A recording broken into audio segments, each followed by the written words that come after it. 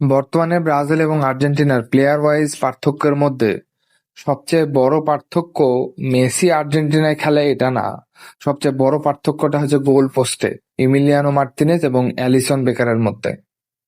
আমরা যদি লাস্ট তিনটা বিশ্বকাপের দিকে তাকাই, যেখানে 14তে ম্যানুয়েল নয়ার, 18তে হুগো লরিস এবং 22-এ এমিলিয়ানো মার্তিনেজ তাদের নিজেদের টিমের প্রতি, তাদের নিজেদের টিমের জন্য সবচেয়ে বেশি অবদান রেখেছিল বিশ্বকাপ চ্যাম্পিয়ন হওয়ার জন্য। বিশেষ করে ম্যানুয়েল নয়ার এবং 22-এ এমিলিয়ানো মার্তিনেজ। এদিকে ব্রাজিলের 3 বিশ্বকাপের মেন গোলকিপার হয়েও টাফারেল ডিডা, জুলিও সিজারের পর একজন ভালো গোলকিপার যে কখনোই গ্রেট হইতে পারেনি, সেটা হচ্ছে অ্যালিসন বেকার। অ্যালিসন বেকারের গ্রেট না হওয়ার পেছনে সবচেয়ে বড় কারণ হচ্ছে গ্রেট ম্যাচে বা বড় ম্যাচে তার পারফরমেন্স না করতে পারা। সে কিছু সেভস অবশ্যই করেছে, বাট কিছু কিছু জায়গায় যেখানে খাদের কিনারা থেকে ব্রাজিলকে উদ্ধার করা উচিত ছিল, সেই সব জায়গায় তার পারফরমেন্স খুবই নিম্নমানের ছিল। বা কিছু কিছু সেভ যেগুলো তার করা উচিত ছিল সেগুলো সে করতে পারে নাই, বিশেষ করে বেলজিয়াম ম্যাচে এবং ক্রোয়েশিয়া ম্যাচে এবং অবশেষে লাস্ট 26 বিশ্বকাপে নরওয়ের ম্যাচেও। নরওয়ের ম্যাচে যদি আমি বলি, লাস্টের যেই গোলটা, সেটা যদি সে সেভ দিতে পারতো তাহলে হয়তো আমরা বিশ্বকাপে আমাদের রেজাল্ট আলাদাও হইতে পারতো। আবার 22-এও সে লাস্টের যে শট সেটা সে সেভ দিতে পারে নাই। 18-তে ডি ব্রয়নার যে শট ছিল সেটাও সে সেভ দিতে পারে নাই। এখন গোলকিপারের দিকে আঙ্গুল তুললে মনে হয় যে না, ডিফেন্সের অবস্থা খারাপ থাকলে আসলে গোলকিপাররা কি বা করতে পারে। বাট যারা ম্যানুয়েল নয়ার, ইমিলিয়ানো মার্তিনেজ এবং হুগো লরিসের বেলজিয়ামের ম্যাচ দেখেছে, তারা খুব ভালোভাবেই আন্দাজ করতে পারবে যে আমি আসলে কি বোঝানোর চেষ্টা করছি। মাঝে মাঝে গোলকিপারদেরও অতিমানবীয় কিছু সেভ করা দরকার পড়ে নিজের দলের জন্য, যেটা এই 3 বিশ্বকাপে, ব্রাজিলের হয়ে খেলা 3 বিশ্বকাপে অ্যালিসন বেকার কখনোই দেখাতে পারেনি। যার কারণে ব্রাজিল গোলকিপারের দিক থেকে যে একটু সাপোর্ট পাবে সেই জায়গাটা কখনোই তারা পায়নি। মাঝে মাঝে একটা ডিফেন্স 90 মিনিটে যদি 1 মিনিটও ভুল করে, কখনো না কখনো একটা ডিফেন্স যতই সলিড হোক গোল খাবেই। এটা অস্বাভাবিক কিছু না। কিন্তু যদি গোলকিপার দেওয়াল হয়ে দাঁড়ায়, যেমনটা নরওয়ের ম্যাচে নরওয়ের গোলকিপার হয়ে দাঁড়িয়েছিল, মিশরের ম্যাচে মিশরের গোলকিপার আর্জেন্টিনার বিপক্ষে হয়ে দাঁড়িয়েছিল, এরকম কিছু সেভস ব্রাজিলের হয়ে অ্যালিসন বেকার কখনোই দিতে পারেনি।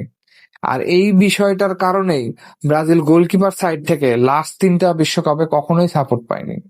অ্যালিসন বেকার লিভারপুলে যথেষ্ট ভালো সার্ভিস দিয়েছে, প্রিমিয়ার লিগ জিতেছে, চ্যাম্পিয়ন্স লিগ জিতেছে, কিন্তু এবং প্রিমিয়ার লিগে তার পারফরমেন্সও যথেষ্ট ভালো থাকে বেশিরভাগ সময়।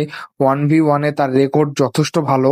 কিন্তু ব্রাজিলে আসার পর ব্রাজিলের জার্সি পরে যখন সে খেলে, তখন বিশেষ করে ওয়ার্ল্ড কাপে তার এমন কোনো পারফরমেন্স নাই যেটাতে আমরা খুব সন্তুষ্ট হইতে পারবো। বিশেষ করে যখন একটা গোলকিপার 3টা বিশ্বকাপের স্টার্টার হয় এবং তার কাছ থেকে আমরা একটা ম্যাচও man of the match performance পাই না, তখন সেটা আসলেই দুঃখজনক। ব্রাজিলের হয়ে অনেক গ্রেট গ্রেট গোলকিপাররা খেলেছে, কিন্তু অ্যালিসন বেকার যে 3টা বিশ্বকাপ খেলা সত্ত্বেও সে গ্রেট হইতে পারেনি, এর মেন কারণ এটাই যে সে গ্রেট ম্যাচ বা বড় ম্যাচগুলোতে তার পারফরমেন্স ভালো ছিল না বা মন মতো ছিল না, যেটা আসলে একটা গোলকিপারের মাঝে মাঝে হওয়া উচিত। যারা কোর্তুয়ার পারফরমেন্স দেখেছিল 18 সালে ব্রাজিলের হয়ে, ব্রাজিলের বিপক্ষে, তারা খুব ভালোভাবে আন্দাজ করতে পারবে যে সেই ম্যাচে কোর্তুয়ার পারফরমেন্স কি ছিল। কোর্তুয়ার পারফরমেন্স চ্যাম্পিয়ন্স লিগ 22 সালের চ্যাম্পিয়ন্স লিগ ফাইনালে কেমন পারফরমেন্স ছিল সেটা সবাই জানে। ম্যানুয়েল নয়ারের ব্রাজিলের ম্যাচে সেমিফাইনালে, যেটাতে ব্রাজিল 7-1 হারে, ব্রাজিল ফ্যান হয়েই বলছি, সেই ম্যাচে স্কোর লাইন 7-1 হওয়ার কথাই ছিল না। সেই ম্যাচে অ্যাটলিস্ট 7-4, 7-3 হওয়ার কথা ছিল। বাট সেকেন্ড হাফের পর প্রত্যেকটা হওয়া গোল সেভ দিয়েছে ম্যানুয়েল নয়ার। অবশেষে 90 মিনিট বা 90 ইনজুরি টাইমে যে সে একটা গোল কনসিড করে। বাট ম্যানুয়েল নয়ার ওই বিশ্বকাপে কি ছিল, তার পারফরমেন্স কেমন ছিল, কেন এখনো জার্মানি ম্যানুয়েল নয়ারকে টানে, তার সবচেয়ে বড় কারণ হচ্ছে 2014 বিশ্বকাপ। আর 22 ওয়ার্ল্ড কাপে ইমিলিয়ানো মার্তিনেজের পারফরমেন্স কি ছিল সেটা সবাই জানে, বিশেষ করে নেদারল্যান্ড ম্যাচে এবং ফাইনালে ফ্রান্সের ম্যাচে। আমি পার্সোনালি মনে করি 22 ওয়ার্ল্ড কাপে মেসির চেয়ে এমিলিয়ানো মার্তিনেজের অবদান সবচেয়ে বেশি ছিল। এর একটা কারণ হচ্ছে পেনাল্টি সেভ করা, পেনাল্টিতে নিজের দলকে সবচেয়ে হাই ভোল্টেজ 2টা ম্যাচ জেতানো, কোয়ার্টার ফাইনাল এবং ফাইনাল, এটা একটা মুখের কথা না। এমিলিয়ানো মার্তিনেজের যে পারফরমেন্স ছিল, যদি গোল্ডেন বল আর গোল্ডেন গ্লোভস যে কোনো একটা প্লেয়ার পাইতো, আমি 100% শিওর সেটা ইমিলিয়ানো মার্তিনেজ পাইতো। আমার মনে হয় আর্জেন্টিনার সমর্থকরাও এই বিষয়ে বিরোধিতা করবে না।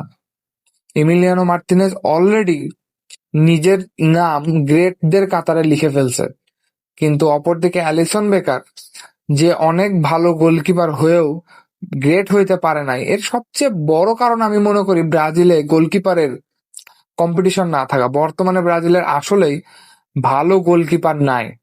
সবচেয়ে বড় ক্ষতিটা আসলে বেন্তো করেছে, যেখানে সে যখন ব্রাজিল দলে কলাপ পায়, কলাপ পাওয়ার পর তার পারফরমেন্স অনেকটা ম্যাচে ভালো ছিল, কিন্তু কিছুদিন পর সে যখন সৌদি লিগে চলে যায়, তারপর থেকেই তার পারফরমেন্স ড্রপ করা শুরু করে।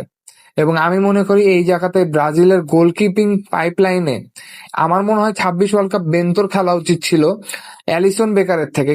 বেন্তোকে নেওয়া হয়নি এই কারণে, সৌদি লিগে যাওয়ার পর তার পারফরমেন্স আস্তে আস্তে আস্তে ড্রপ করতে থাকে, এবং আমার মনে হয় না ভবিষ্যতেও বেন্তো ন্যাশনাল টিমে আর চান্স পাবে। কারণ ব্রাজিল কখনোই সৌদি লিগে খেলা একটা গোলকিপারের দিকে তাকাবে না, এটাই স্বাভাবিক। এমনটা হয়ে আসছে, এমনটা হবেও হয়তো। এবং অ্যানচেলত্তি 2030 সাইকেলের জন্য সম্ভবত সে অ্যালিসন বেকারকে আরো কয়েকদিন দলে ডাকতে পারে, যতদিন ধরে হয়তো আরেকটা ভালো গোলকিপার পাওয়া যাচ্ছে না। তবে এটা শিওর যে 30 ওয়ার্ল্ড কাপে অ্যালিসন বেকারের জায়গা পাওয়ার সম্ভাবনা খুবই কম, একবারে নাই বললেই চলে।